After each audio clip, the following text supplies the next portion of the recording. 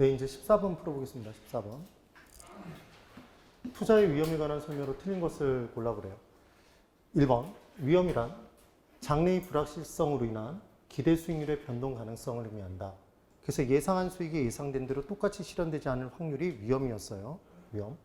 그 다음 2번, 경기 침체, 인플레이션, 이자율의 시장 이자율의 상승 등 시장 상황과 관련된 위험은 분산 불가능한 위험에 해당한다. 줄 한번 그어보실까요? 경기 침체부터 시장 이자율의 상승까지. 줄 한번 그어보세요. 얘가 우리가 공부했던 내용의 체계적 위험인가요? 비체계적 위험인가요? 예? 체계적 위험이죠. 체계적 위험. 그러니까 시장 안에서 아무리 분산시켜봤자 피할 수 있다 없다? 피할 수 없다. 분산시킬 수 없다. 지금 그 얘기입니다. 그래서 결론적으로 2번은 무슨 얘기냐면 체계적 위험은 시장 상황과 관련된 위험이죠. 여기까지가. 시장 위험, 체계적 위험은 분산 불가능한 위험, 피할 수 없는 위험에 해당한다. 지금 그 얘기입니다. 2번 5. 3번. 예측하지 못한 정책의 변화 등에 의한 발생하는 위험을 법적 위험이라고 한다. 법률이 바뀌는 거죠, 여러분. 그래서 얘를 법률적 위험이라고 얘기를 해요. 그래서 위험 부분의 종류를 가지고 함정 파는 건 금융적 위험을 가지고 함정을 파요. 되세요? 그걸 주의해 주세요. 그 다음 4번. 차익 비율이 증가함에 따라 부동산 투자의 위험 중 금융상 위험도 증가하는 모습을 보임이 일반적이다. 차익 비율이 증가했다는 얘기가 금융이 많이 증가했다는 얘기죠. 그럼 금융적 위험 커져요. 그 다음 5번. 향후 인플레이션이 예상되는 경우 금융기관은 고정이자율을 받게 되면 똑같은 이자 수입을 누리고 있는 것 같지만 물가 상승에 따라 화폐 가치가 떨어지니까 이자 수입이 상대적으로 줄어드는 효과가 발생하겠죠. 그러니까 고정이자율을 선호할까요? 변동이자율? 변동이자율. 근데 고정이자율 저당 대부를 선호한다 그래서 X네요. 그러니까 지금 이 내용은 전체적으로 다 혼합된 문제죠. 15번. 부동산 투자의 위험에 관한 설명으로 틀린 것을 골라보랍니다. 자, 1번. 위험이란 기대 수익률과 실제 수익률이 일치하지 않을 가능성을 말한다. 맞나요? 예, 이 얘기죠. 그러면 자, 제가 특이한 질문을 한번 해볼게요. 기대 수익률과 실제 수익률이 일치하지 않게 되는 게 위험이라고 그랬죠, 여러분? 그럼 만약에 기대 수익률과 실제 수익률이 똑같아요. 그럼 걔는 위험이 있는 거예요, 없는 거예요? 위험이 없죠. 자, 정기예금 같은 경우에 이자 수익률이 정기예금 이자율이 3%랍니다. 그럼 실제 수익률이 3%죠. 그래서 우리는 걔를 무위험률이라고 얘기를 했잖아요. 그럼 질문.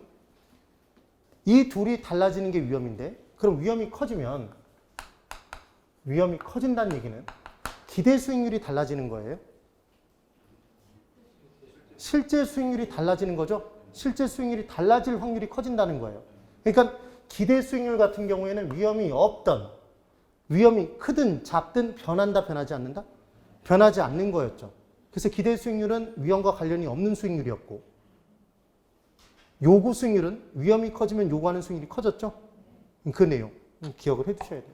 그 다음 2번. 위험은 수익률의 표준 편차나 분산으로 측정하며 그 값이 클수록 편차가 클수록 평균 기대 수익으로부터 벗어나서 존재할수록 위험이 큰 거죠. 그래서 그 값이 클수록 위험의 정도는 크다. 중요한 건 위험은 뭐로 표시된다? 표준 편차나 분산으로. 3번. 시장 이자율의 상승은 금융차입을 동반한 투자자들의 비용 부담을 가중시켜. 이자 부담 커졌죠, 지금? 투자 수익의 악화를 초래할 수도 있다. 5네요. 4번. 영업경비의 변동, 근로자의 파업, 사무실의 운영 등으로 인한 위험 등을 운영 위험이라고 한다. 운영을 잘못함에 따라 발생하는 위험을 운영 위험이라고 하겠죠. 그 내용입니다. 그 다음 이제 5번. 투자자 A가 12%의 수익률을 예상하고 B상가에 투자한 결과 32%의 수익률을 획득했답니다. 이는 이론적으로 위험이라고 볼 수 없다. 얘가 왜 틀렸는지 이해되세요? 칠판 보세요.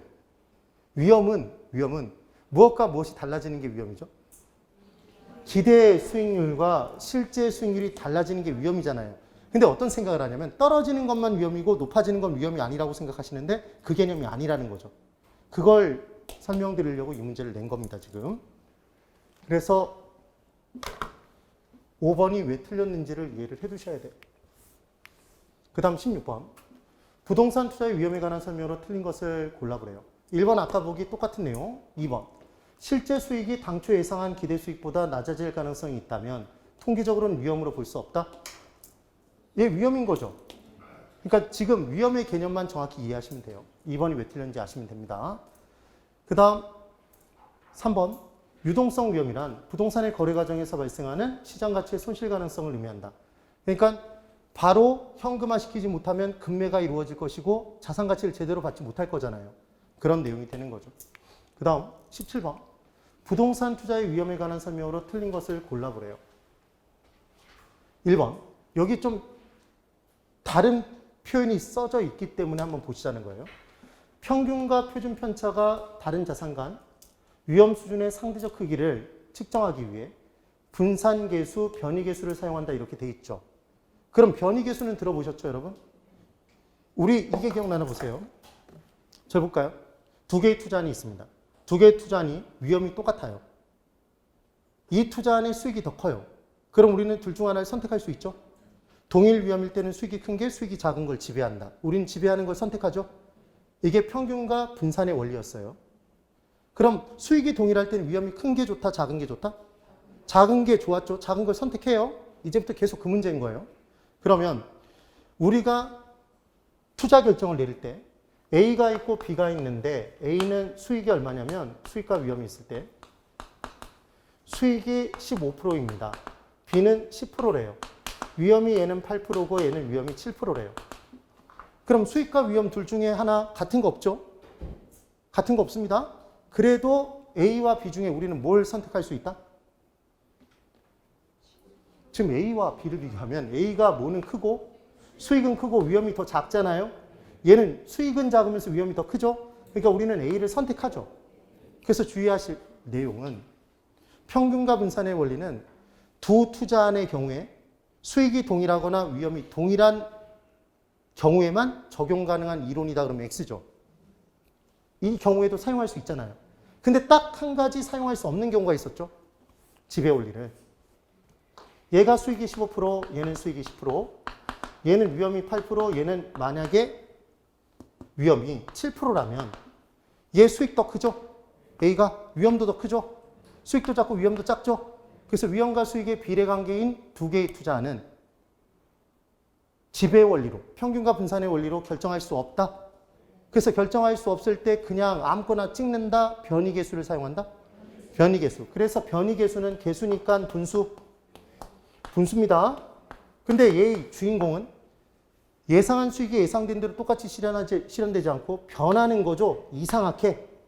그게 뭐죠? 위험이죠. 그래서 위험이 분자라고 그랬죠. 표준 편차가 분자. 그 다음 수익이 평균이 분모로 들어간다고 얘기를 했어요. 그래서 수익 1단위당 위험의 크기가 되니까 동일 수익에 대한 위험의 크기는 클수록 좋다, 나쁘다? 클수록 나빴죠. 그래서 우리는 변이계수가 큰 걸 선택해요. 변이계수가 작은 걸? 작은 걸 선택한다고 그랬죠. 그 얘기인 겁니다. 지금 그 얘기를 한 거죠. 그래서 지금 1번이 왜 맞는지를 기억하시고 시험 문제에 변이계수에 동그라미 치시고 변동계수라고 나온 적은 있어요. 뭐냐면 이 변이계수의 괄호로 변이계수라고 나오고 이 이름 자체가 변동계수라고 나온 적은 있다고요. 똑같은 표현이에요. 기출로, 기출 문제로. 그런데 분산계수라고 나온 적은 없었다는 얘기예요. 근데 얘도 같은 표현이란 얘기예요, 지금. 실제 시험에서는 변이계수라고 이렇게 보여준다고요. 어찌됐건. 그 다음 2번. 차입금의 비중이 클수록 지분 수익률이 증대되므로 금융부채와 관련된 위험은 발생하지 않는다. 자, 여러분 여기 보실래요? 지분 수익률이 증대가 되면 결국은 지렛대 효과는 발생했다는 얘기죠. 지렛대 효과가 발생했다는 얘기는 금융이 있다는 얘기죠. 그럼 정의 지렛대 효과인 경우에도 금융적 위험은 있는 거죠. 근데 금융적 위험이 발생하지 않는다 그랬으니까 X인 거죠. 이 문제에서 그걸 물어보고 싶은 거예요. 그 다음 3번. 보다 많은 위험이 증가할수록 투자자는 위험에 대한 보상을 더 크게 요구하니까 요구 수익률은 상승한다? 상승합니다. 4번 받고 여기서는 지금 부동산의 처분 시 단기 매매가 곤란해서 금매 등에 의한 손실이 발생할 위험을 유동성 위험이라고 한다. 그러니까 얘가 금매 등에 의해서 손실이 발생하니까 자산가치 하락이다. 지금 그 얘기인 거죠. 아까 봤던 내용. 그래서 유동성 위험 또는 황금성 위험. 그 다음 5번 별표 3개. 위험 회피적 투자자라 하더라도 감수할 만한 유인책이 있는 위험이거나 회피할 수 없는 위험은 이를 감수하려 들 것이다. 맞아요? 맞죠? 그래서 우리는 투자자의 유형을 크게 3가지로 나눴었습니다. 기억나나 보세요. 위험, 선호형이 있었고, 위험 중립형이 있었고, 위험 중립형. 그리고 위험에 대해서 회피하는 형태가 있었죠. 위험 회피형이 있었습니다. 정리해 볼게요. 그럼 위험 선호형은 동일한 수익이라면 위험이 큰 걸 선택한다, 위험이 작은 걸 선택한다? 위험 큰 걸 선택하죠. 그러니까 동일 수익일 때 위험 선호형의 경우에는 위험이 큰 걸 선택한다는 얘기는 평균 수익을 기준으로 잡아놓고 얘 10%, 얘 20%, 얘 5% 편차 크죠? 얘가 예를 들어 0%가 된다고 볼게요. 그럼 이 경우 얘는 평균은 10%죠. 안 좋을 상황에는 아예 0% 수익률이고 좋으면 20% 수익률이면 평균은 10%잖아요. 지금 그 얘기입니다. 그런데 이번에는 10%가 있고 평균은 똑같은데 얘가 12%고 나쁠 때는 8%래요. 그럼 얘는 편차가 작죠.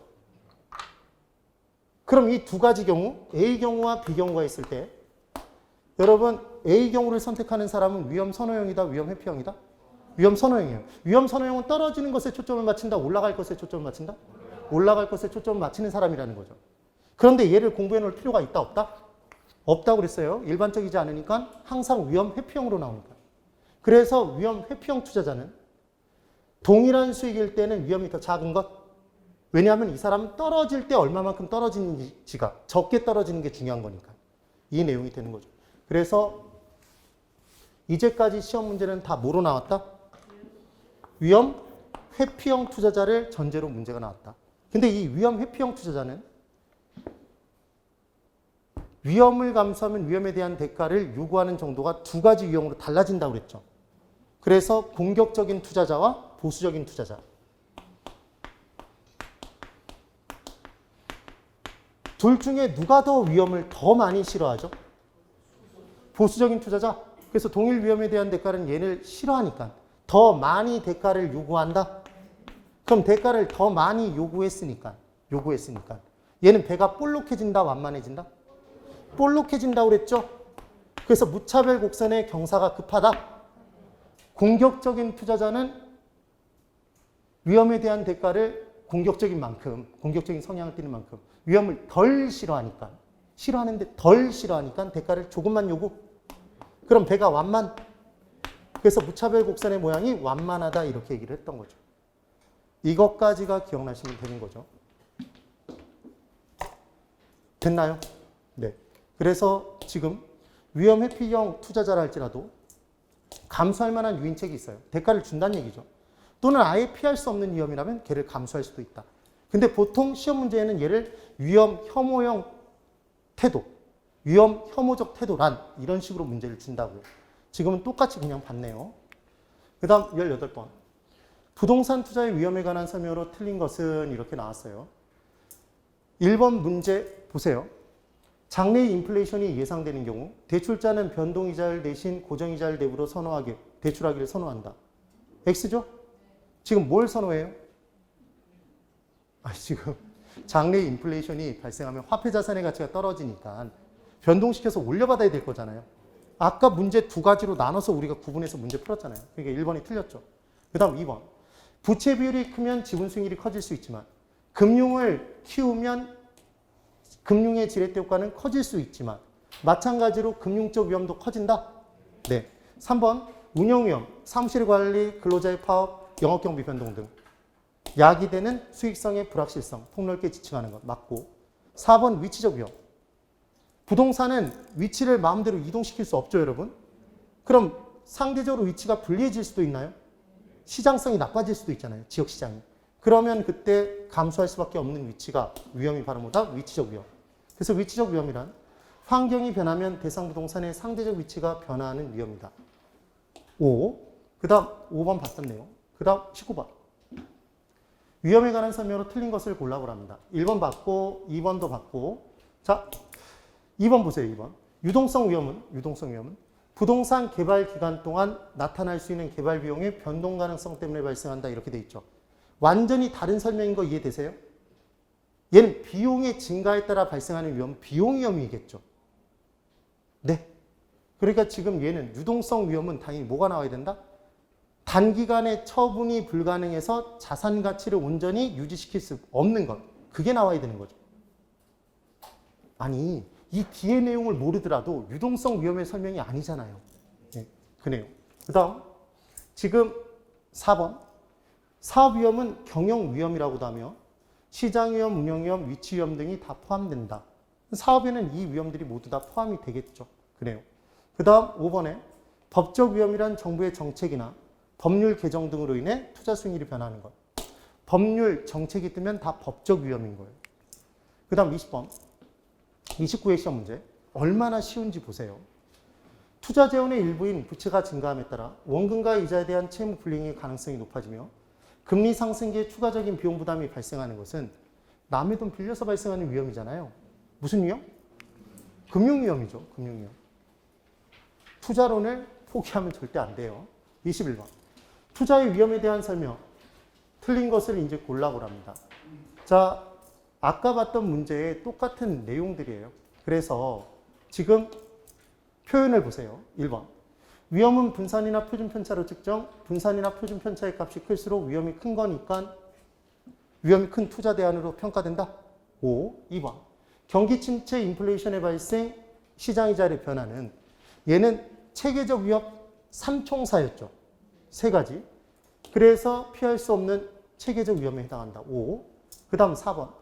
위험 조정 할인율 동그라미. 얘 또 다른 표현 뭔가요? 위험 조정 할인율의 또 다른 표현. 요구 수익률이죠. 요구 수익률. 자, 요구 수익률인 이유를 전에 설명을 드렸었는데 한번 다시 설명을 드려볼게요. 자, 여기 보세요. 우리는 투자자는 투자 시 감당해야 되는 것만큼은 대가를 최소한도로 요구한다고 그랬죠? 그게 요구 수익률. 그럼 투자 시 시간을 견디죠? 그래서 시간에 대한 대가인 뭘 요구하고? 무위험률을 요구하고 위험에 대한 대가인 위험 할증률을 요구하죠. 그 다음 예상된 물가 상승에 따라 자산가치 하락의 위험. 그래서 예상된 물가 상승률을 더해서 요구했던 거 기억나세요? 이게 무슨 효과? 담배값이 올라가면 당신이나 피셔. 피셔 효과. 이게 요구 수익률이었죠, 여러분? 요구 수익률입니다. 그런데 이때 요구 수익률에서 위험이 커지면 해당 투자의 위험이 커지면 위험에 대한 대가를 더 많이 요구함에 따라 요구 수익률은 높게 조정하나요? 만약에 위험이 줄어들면 위험에 대한 대가를 적게 요구함에 따라 요구 수익률을 낮게 요구하죠. 그러니까 요구 수익률은 위험이 조정된 상태의 수익률이죠, 여러분. 여기까지 받아들이셨죠? 우리 할인현금 수지분석법에서 할인현금 수지분석법 기억나셔야 돼요. 할인은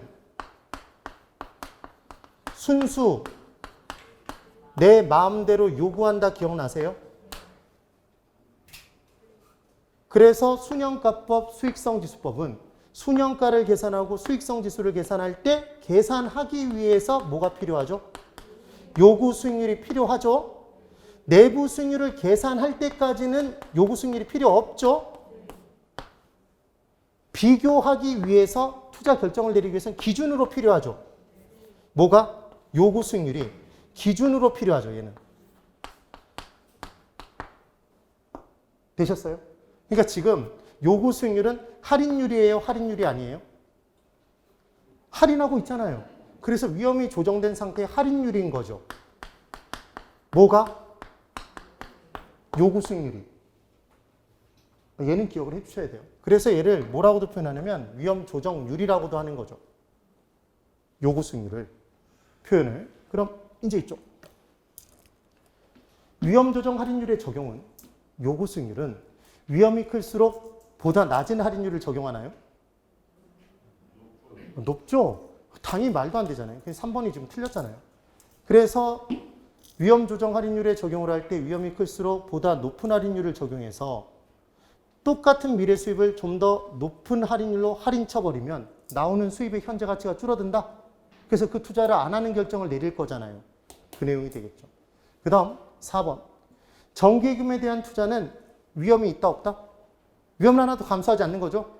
위험한 투자를 배제하는 전략에 해당하며 투자자는 무위험 수익률의 획득이 가능하게 된다. 5번. 감응도 분석 동그라미. 얘 또 다른 표현이 민감도 분석이었던 거 기억나세요? 그럼 민감도가 높을수록 안전한 투자인가요? 위험한 투자였나요? 자, 기억나나 보세요. 옆에 분하고 공부를 하는데 옆에 분을 팔꿈치로 이렇게 살짝 건드렸어. 그랬더니 그분이 주먹 쥐고 2대 쳤어요. 이렇게 민감하게 반응하는 사람 옆에 앉으면 위험하다, 위험하지 않다? 위험하다. 그래서 민감도가 높은 투자일수록 위험이 큰 투자였죠. 그때 민감도 분석이란 한 가지 요인이 변함에 따라 투자의 수익률이 변화되는 정도, 민감하게 반응하는 정도를 따지는 거였어요. 그러면 민감도 분석의 의의는 유난히 민감하게 반응하는 요인이 있다면 그 요인만 잘 관리하면 안정된 수익을 누릴 수 있다. 그러기 위해서 하는 게 민감도 분석, 감응도 분석이었죠. 민감하게 반응하는 정도를 분석하는 것. 지금 그 얘기네요. 그래서 감응도 분석을 통해 종속 변수의 변화에 수익률에 가장 큰 영향을 미치는 요인, 독립 변수를 파악할 수 있다. 지금 그 얘기인 겁니다.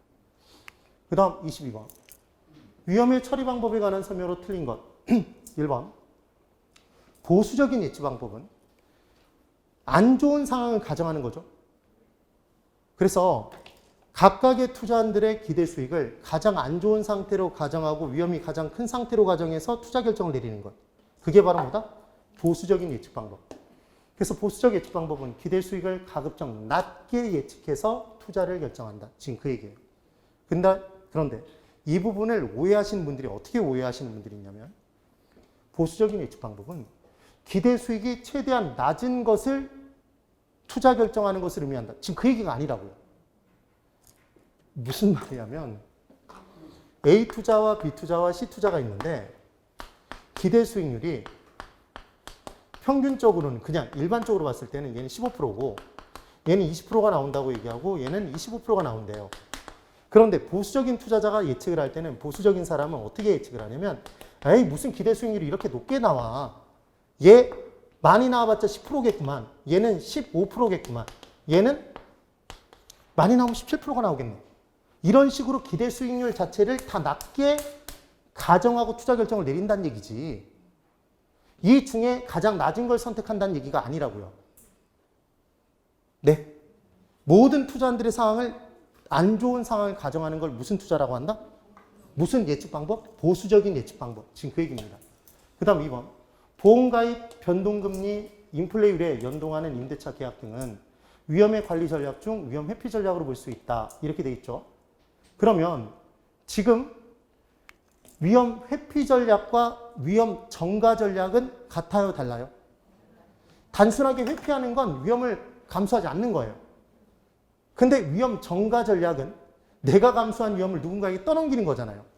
보험에 가입하는 게 내가 뭔가 화재 사고가 발생하면 그 피해를 내가 감수해야 되죠. 근데 보험에 가입해 놓으면 보험회사가 부담 주는 거잖아요. 위험의 정가인 게 이해가 되세요? 변동이자요. 만약에 변동이자를 적용되지 않으면 화폐 자산의 가치가 떨어짐에 따라 물가 상승에 따라 내 수입이 줄잖아요. 그런데 변동이자율에 의해서 올려버리면 누구에게 떠넘기는 거예요? 임차인에게. 인플레이율에 연동해서 물가 상승률에 연동해서 임대차 계약을 받아서 맺어서 임대료를 올리는 계약을 맺었다는 거죠. 이것도 누구에게 떠넘기는 거예요? 임차인에게. 그러니까 얘는 위험의 단순한 회피 전략이 아니라 정가죠. 이 부분은 별표를 3개 쳐두세요. 전간지 회피인지를 문제로 내요. 그럼 위험의 회피의 대표주자가 뭐냐? 위험을 아예 감수하지 않는 거예요. 정계금에 투자하고 국공채에만 투자하는 것. 그럼 아예 위험을 회피한 거죠. 그럼 그 개념 다르다라는 걸 반드시 좀 기억해 두세요. 그 다음 4번. 민감도가 클수록 순영가나 내부 수익률의 변동이 큰 위험한 투자 대안으로 판단한다. 여러분 민감도가 클수록 아까 위험하다고 그랬죠? 네, 그래요. 그 다음 5번 미래 현금 흐름의 예측에 영향을 주는 요소 중 하나만 변동시킬 때 수익성이 어떻게 변동하는지 분석함으로써 그 요소의 영향을 검토하기도 한다. 이게 뭐의 설명이에요? 3번부터 5번까지가 다 민감도 분석의 내용인 거네요. 그 다음 23번 위험과 위험 분석에 관한 설명으로 틀린 것을 이제 골라보랍니다. 자, 1번 볼게요. 위험 회피형 투자자는 동일한 위험 증가에 대해서 위험 추구형 투자자에 비해 낮은 위험 대가를 요구하나요? 이미 틀렸죠. 위험을 회피하는 사람, 위험을 싫어하는 사람이잖아요, 기본적으로. 그럼 대가를 더 많이 요구한다? 위험 추구형, 위험을 좋아하는 사람인 거고. 그래요. 그래서 위험 회피형 투자자는 위험을 싫어하니까 더 높은 대가를 요구하겠죠. 그래서 위험 회피형 투자자의 요구 수익률은 더 높겠죠. 완전히 틀린 걸 잡아내셔야 됩니다. 이건 반드시 기억하셔야 돼요. 1번 보기에 별표 하나. 그 다음 2번. 수익률의 분포가 정규 분포라면 정규 분포가 뭔지도 기억하실 필요 없어요. 수익률의 분산이나 표준 편차로 위험을 측정할 수 있다. 얘 평균으로부터 벗어나서 존재하는 확률로 위험을 측정할 수 있는 거죠. 우리가 공부했던 내용이 정규 분포를 가정하고 문제를 푼 거예요. 실은. 그 다음 3번. 자, 그래서 틀린 건 1번이고 3번 부분에 미래 현금 흐름의 예측에 영향을 주는 요소 중 몇 가지 요소를 동시에 변동시키면서 비관적인 경우와 낙관적인 경우의 수익성을 분석하기도 한다. 뭐 이렇게 하기도 해요. 그리고 지금 4번. 4번 부분에 별표 하나. 보수적인 상황의 가정이라는 건 수익은 최대한 낮게 잡는 거고 비용은 크다고 잡는 거죠. 나가는 돈은 크게 잡고 들어오는 돈은 작게 잡는 게 보수적인 예측이죠. 그래서 보수적 예측이란 가급적 예상되는 수익은 낮게, 예상되는 지출 비용은 높게 예측해서 투자와 관련된 위험을 줄이고자 하는 전략에 해당한다. 5조. 그 다음 5번. 산출된 기대 수익률의 하향 조정을 통해 투자 의사결정 과정을 보수적으로 함으로써 위험 관리를 할 수 있다. 보수적인 예측 방법의 설명이었습니다. 그 다음 24번. 위험 분석에 관한 설명으로 틀린 것을 골라보래요. 자, 4번 볼게요. 위험 조정 할인율을 적용하는 방법으로 다시 위험 조정 할인율 동그라미. 이게 뭐라고 그랬죠, 여러분? 이게 요구 수익률. 요구 수익률은 장래 기대되는 소득을 현재 가치로 환산하는 경우, 할인하는 경우죠, 지금. 현재 가치로 고치는 게 할인이니까. 위험한 투자일수록 낮은 할인율을 적용하면 높은 요구 수익률을 적용하죠. 정말 대표적인 문제입니다. 대표적인 문제. 이게 틀린 걸 꼭 잡아내셔야 돼요. 그 다음 25번. 위험 및 위험 관리에 관한 설명으로 틀린 것을 골라보래요. 1번. 투자 금액을 모두 자기 자본으로 조달했답니다. 금융업죠? 금융적 위험을 다 제거할 수 있죠. 1번 오. 2번. 위험한 투자를 배제하는 전략은 무위험 수익률 밖에는 획득할 수 없으므로 진정한 의미의 투자라고 할 수 없다. 왜 이런 표현을 쓰냐면 투자는 투자의 정의상 현재의 확실한 소비를 희생시키는 대신에 미래의 불확실한 수입을 선택하는 행위가 투자였잖아요. 그럼 투자의 정의상 위험을 감수하는 행위인 거죠. 근데 얘는 와의 위험을 다 제외시켰으니까 진정한 의미의 투자라고 말할 수 없다. 이 표현을 쓴 거죠. 그 다음 3번. 위험도가 높은 자산을 투자에서 제외시키는 것은 위험에 전가시키는 방법이에요. 위험을 회피하는 거예요. 얘를 제외시켜버렸대요. 위험에서. 그럼 위험을 회피한 거지 누군가에게 떠넘긴 게 아니잖아요. 전가의 개념은 위험을 지가 감수할 위험을 누군가에게 떠넘겼을 때 전가라는 표현을 쓰는 거죠. 3번이 왜 틀렸는지 아셔야 됩니다. 그 다음 똑같고 26번. 위험관리 방법에 관한 설명으로 틀린 것을 골라보랍니다. 1번 다시 볼게요. 자, 이제 읽혀지시나 보세요. 민감도 분석이란 옛 감흥도 분석이라고 나올 수도 있다고 그랬죠. 투자 수익에 영향을 주는 투입 요소의 변화에 따라 결과치의 변동을 분석하는 방법. 민감도가 클수록 위험은 크다. 그래서 순영가나 내부 수익률의 변동폭, 이게 위험이었잖아요. 변동폭에 동그라미 쳐보세요. 이게 위험이죠. 위험이 큰 투자 대안으로 평가된다. 5. 2번.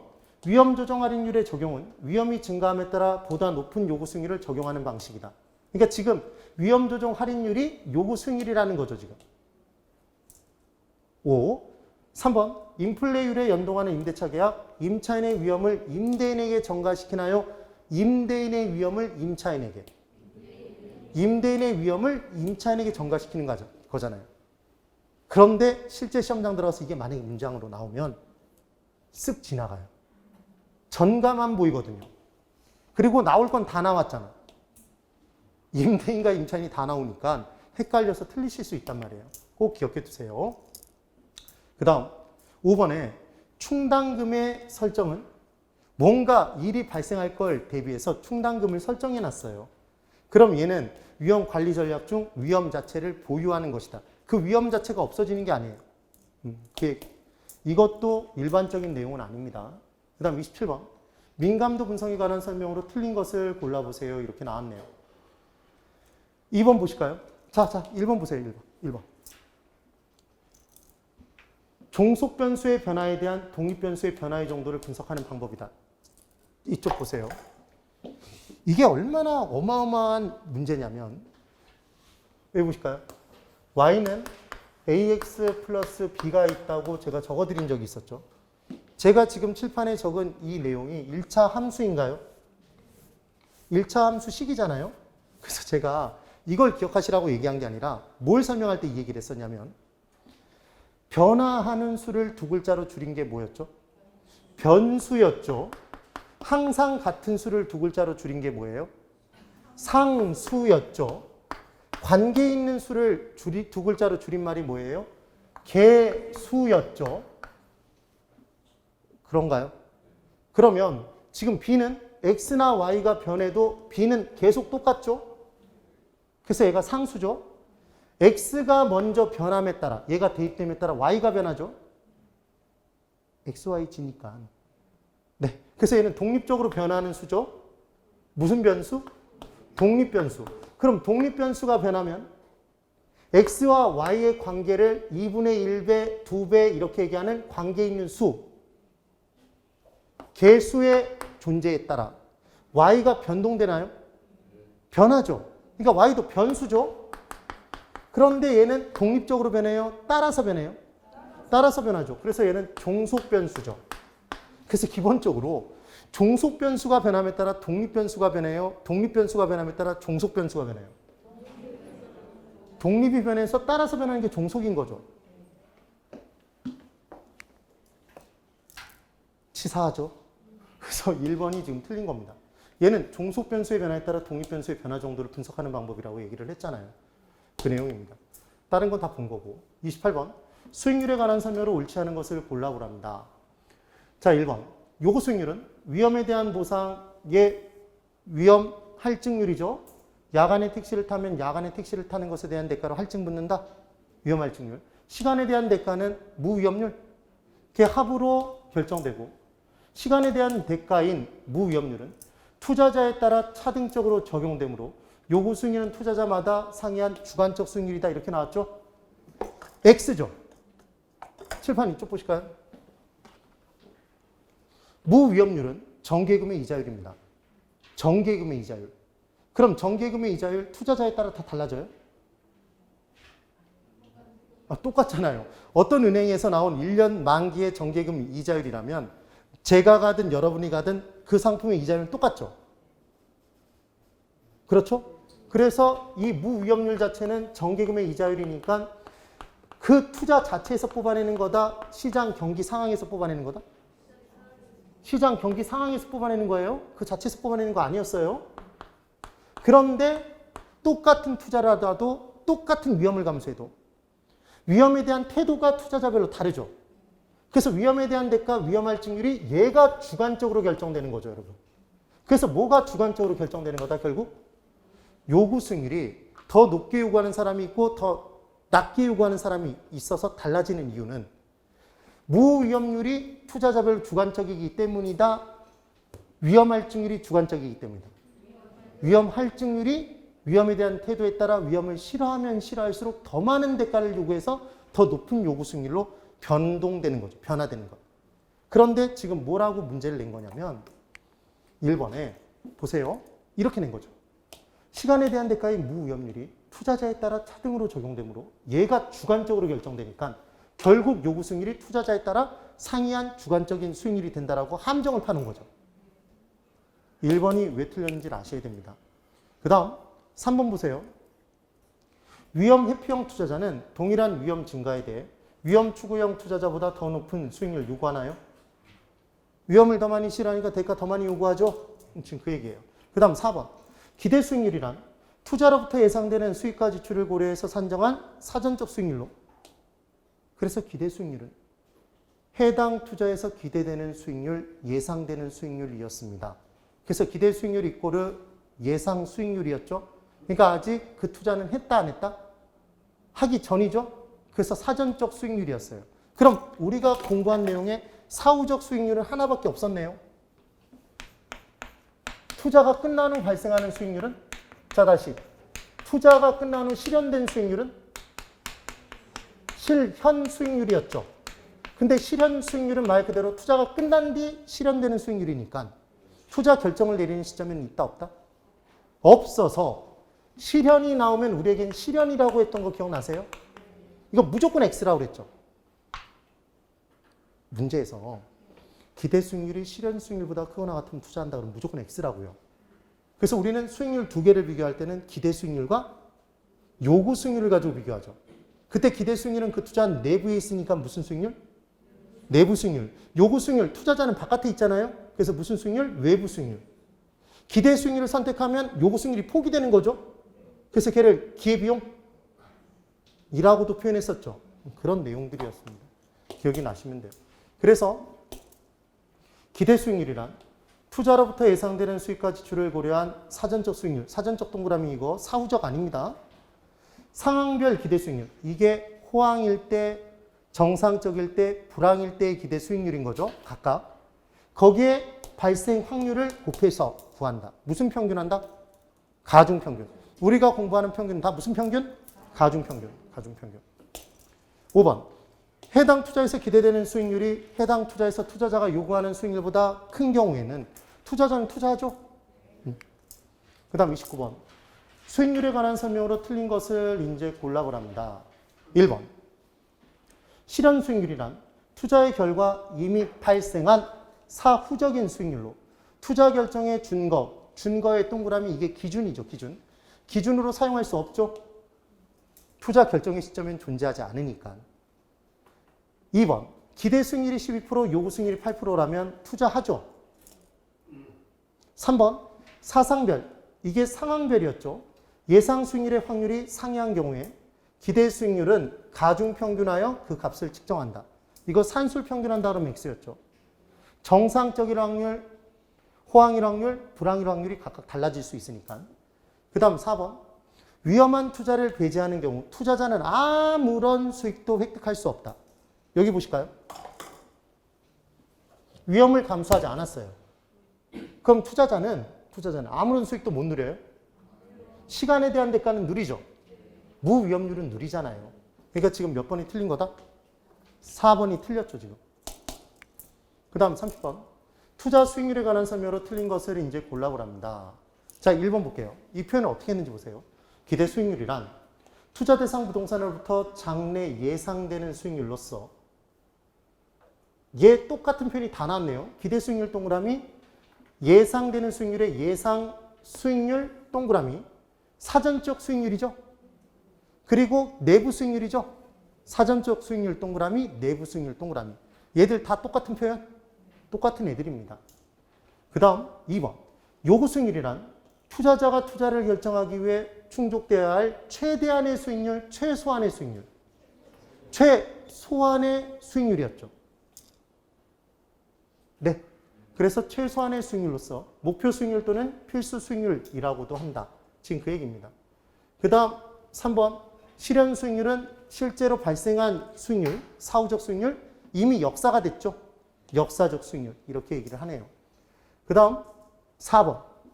말도 안 되는 얘기가 나왔죠. 또 기대 수익률과 요구 수익률을 상호 비교하여 투자를 결정하는 바. 기대 수익률이 요구 수익률보다 크면 해당 투자를 기각한다. 채택해야죠. 기대 수익률이 크니까. 4번 틀렸죠, 지금. 그 다음 31번. 기대 수익률과 요구 수익률에 관한 설명으로 틀린 것을 골라보랍니다. 아까 봤던 내용들 다 똑같이 반복해요. 5번. 시간 대가인 무위험률이 투자자마다 상이하므로 개별 투자자의 요구 수익률이 다른 모습을 보이게 된다. X죠? 여러분이 정말 정확하게 이해했는지 한 가지를 여쭤보고 싶습니다. 갑자기 여쭤보고 싶어졌어요. 이쪽을 보세요. 칠판을. 5분만 더 할게요. 5분만. 힘내고. 우리에겐 보강이 있잖아요. 네. 자, 죄송합니다. 자, 1이라는 부동산 투자가 있습니다. 부동산 투자가 있어요. 그때 A 투자자가 있고, A 투자자라고 하지 말고, 갑 투자자가 있고, 을이 있고, 병이 있대요. 저도 한자를 적을 수는 있어요. 그런데 이때 이 투자는 몇 년에 걸쳐서 투자를 해야 되냐면 1년간 투자를 하는 투자래요. 투자. 그리고 위험을 측정해 봤더니 이 부동산 투자의 위험이 요만하대요. 위험을 측정했어요. 위험. 이렇게 발생이 된답니다. 그럼 얘 시간이죠, 여러분? 네. 그럼 각각의 요구 수익률을 구할 수 있을까요? 네. 각각 투자자의 요구 수익률을 구할 수 있겠죠. 그럼 요구 수익률을 구하기 위해서 무위험률을 먼저 찾아내죠. 그럼 지금 2021년 얘가 8월 11일에 이루어지는 투자라면 이 시점에 정기금 이자율이 얼마인지 알면 되죠. 그럼 이때 무위험률은 갑이 찾아가고 을이 찾아가고 병이 찾아갈 때 각각 달라지지 않죠. 그래서 얘가 얼마냐면 3%래요. 다 3%예요. 그러니까 무위험률은 모두 다 같다는 게 느껴지세요? 지금 그 얘기예요. 그러면 이때 위험에 대한 대가가 위험 할증률이었죠. 그러면 위험 할증률은 분명히 다르다라고 얘기했어요. 질문을 드리고 싶은 게 이건 겁니다. 투자자별로 똑같은 투자를 하더라도 감수해야 되는 위험의 크기는 다르다. 그렇게 대답할 줄 알았어요. 그래서 이걸 여쭤본 거예요. 아니 지금 이 부동산 투자의 위험은 이만하다고요. 얘 똑같다고. 갑이 투자를 하나 을이 투자를 하나 병이 투자하나 이 위험을 감수해야 되는 건 똑같다고요. 네. 그때 동일한 위험을 감수함에도 불구하고 갑을 병이 다 위험에 대한 태도가 다르죠.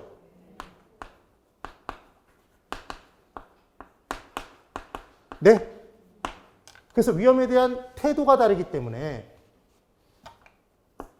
그 결과 뭐가 달라져요? 얘가 다르니까 위험 할증률이 달라지는 거죠. 위험에 대한 대가를 요구한 정도가. 그래서 갑은 위험을 덜 싫어해요. 그래서 얘는 얼마만 요구했냐면 3%만 요구했어요. 근데 을은 위험을 더 싫어해요. 더 많이 싫어해. 갑보다. 그럼 더 많이 요구해요? 더 적게? 더 많이. 얘는 5%를 요구했어. 얘는 정말 위험을 끔찍이도 싫어해. 얘 10%를 요구했어.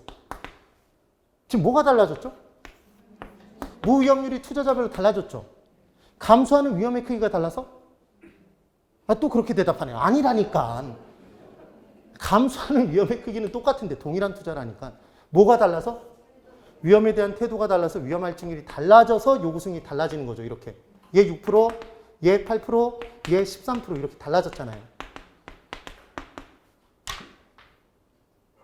지금 문제에서 계속 함정판 게 요구 수익률이 다른 이유는 우리가 다르다라는 건 아는데 시간에 대한 대가가 다르기 때문이다. 이렇게 자꾸 문제 함정을 판 거고. 이게 조금 더 어렵게 나오면 위험의 크기가 다르기 때문이다. 그러면 X라고요.